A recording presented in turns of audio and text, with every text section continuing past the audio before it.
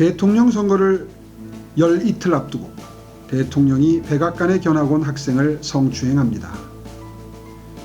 제 손에 빨간불이 켜진 백악관은 정치해결사 브린을 불러들여서 대책을 강구합니다. 브린은 대중의 시선을 다른 데로 돌리기 위해서 전쟁 쇼를 벌이기로 합니다. 그 대상국으로 알바니아를 지목합니다. 백악관도 나서서 전쟁의 위험을 언론에 흘립니다. 이제 대중의 관심은 서서히 성추문에서 알바니아 사태로 옮겨갑니다. 브린은 전쟁 영상을 만들기 위해 할리우드 영화 제작자를 찾아갑니다. 주저하는 그에게 걸프전의 사례를 들어 설득합니다. 당신은 TV에서 굴뚝 속으로 떨어지는 추적 미사일을 봤죠? 진실? 그 장면을 찍을 때 저는 그 건물 안에 있었습니다. 스튜디오에서 촬영한 거예요.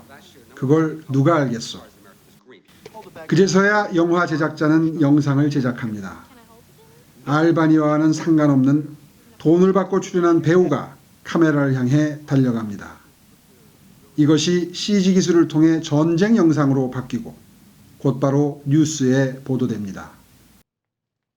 누가 봐도 진짜 같은 충격적인 장면입니다. 이제 대중매체는 더 이상 성추행 사건을 다루지 않습니다. 영화 제작자는 전쟁쇼의 효과를 극대화하기 위해서 공항으로 이 배우를 데려가 대통령과 상봉하게 합니다. 사람들은 감동하고 쇼는 해피엔딩으로 끝나갑니다. 그러나 사건의 진상을 알게 된 CIA가 제동을 걸면서 영화 제작자는 가상의 인물을 만들어냅니다. 적에게 붙잡혀 있는 낡은 구두라는 별명을 가진 슈만 상사입니다. 이 시나리오에 맞춰 대통령은 그를 구출하는 데 최선을 다하겠다 하는 담화를 발표합니다. 대통령의 지지율은 89%까지 올라가고 전국적으로 낡은 구두 열풍이 일어납니다. 그런데 슈만을 연기해야 할 인물이 강간죄를 저지른 정신 이상자로 또다시 여자를 성추행하려다가 총에 맞아 죽게 됩니다. 대통령이 슈만을 전쟁 영웅으로 맞이합니다. 슈만은 국립묘지에 묻히고 그 시간에 요원들은 영화 제작자를 살해합니다. 이 전쟁쇼는 대통령이 재선되면서 막을 내립니다. 우리가 이 풍자 코미디를 보고도 웃지 못하는 이유가 있습니다. 지금 대한민국을 비롯한 거의 모든 민주주의 국가에서 외도덕이 벌어지고 있기 때문입니다. 정치권에서는 사건은 사건으로 덮고 이슈는 이슈로 덮어라, 이런 격언이 있습니다. 어떤 위기사항에 처한 정권이 그것을 변명하는 것이 아니라 전혀 다른 새로운 사건을 일으킴으로써 위기에 빠진 국면을 탈출한다. 이것은 거의 정치학 교과서에 써 있는 내용이죠.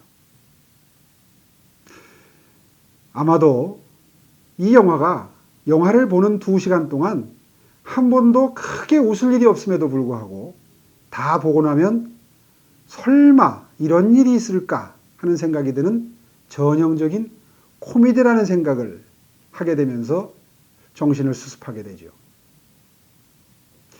우리는 우리가 스스로 주체적으로 정치적인 판단을 한다고 굳게 믿고 정치적인 선택을 하곤 합니다. 그런데요,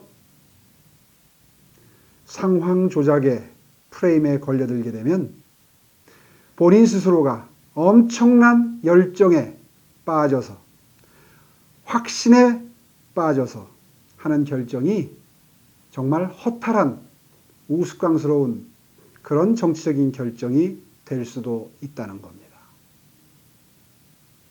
그래서 늘 깨어 있어야 합니다. 한번 이 영화를 보시죠. 그런데요, 이 영화는 우리나라에서 쉽게 찾을 수가 없습니다. 제가 넷플릭스도 보고 왓챠 플레이도 보는데 그곳에서 이 영화를 찾을 수가 없습니다. 얼마 전에 영화 관계자에게 들은 얘기입니다. 우리나라가 외화가 국내에서 컨텐츠가 유통되는데 가장 검열이 심한 나라라는 이야기를 듣고 정말 깜짝 놀랐습니다. 어디서부터 어떤 관여가 이루어지고 있는 것일까요?